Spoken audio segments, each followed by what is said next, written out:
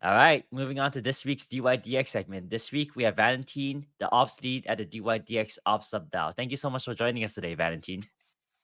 Thank you for having me. Yeah, great to have you here. So the ops subDAO helped to deploy the dYdX.trade frontend and work with validators to launch the chain. What's on the dYdX chain roadmap for 2024?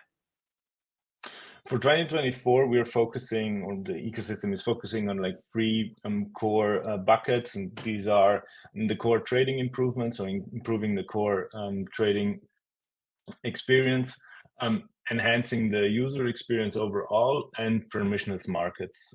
So for core trading improvements, we want to increase the reliability of the exchange software, add new trading features that focus on speed and accuracy of the exchange, but also support C++, Rust, and Go for API trading. For the user experience, we want to increase the onboarding of new users. So for example, we integrated OKX and Coinbase Wallet, so you can log in with those. Basically, make it easier for people to start trading with the dYdX.trade site. But also add alerts, for example, for liquidations, so that people can avoid getting liquidated, and we can kind of enable that to some extent. All of that sounds super cool and sounds like you'll greatly enhance the sort of overall user experience. I guess following up then how would the ops subDAO specifically help dYdX reach its overall goals in 2024?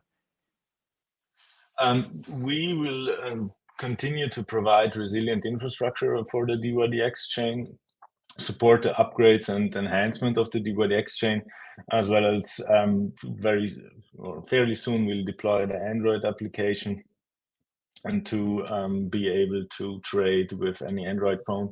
But generally, identify areas of improvement and coordinate these improvements efforts within the dYdX ecosystem. Gotcha. Yeah, I appreciate the clarification there. So the last question on my end: what does the operational process, that structure for the ops subDAO look like? So we're a team of 9 people. We have 5 trustees and 4 core contributors.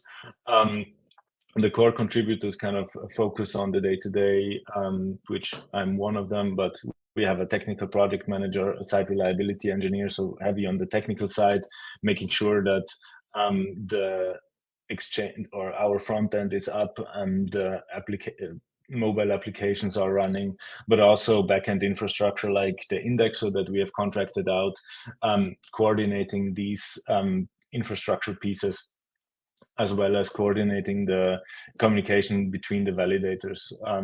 That is sort of our day-to-day activities that we need to keep track of and enable everybody in the ecosystem to be able to work together to keep everything running and up to date. Yeah, I have one last quick question actually. So, do you mind talking to me from sort of like an organizational structure?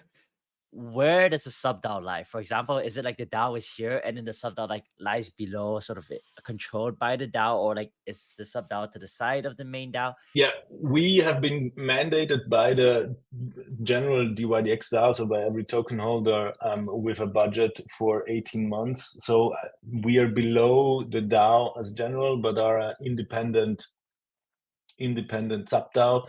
We are independent for these 18 months, but report back to the DAO, and so I think we are below the dYdX DAO, with a set task and a set budget to solve the mandate that we've been given by the DAO. Sorry. All right. Thanks, Valentin, for coming on. Now moving on to our hot seat cool zone segment.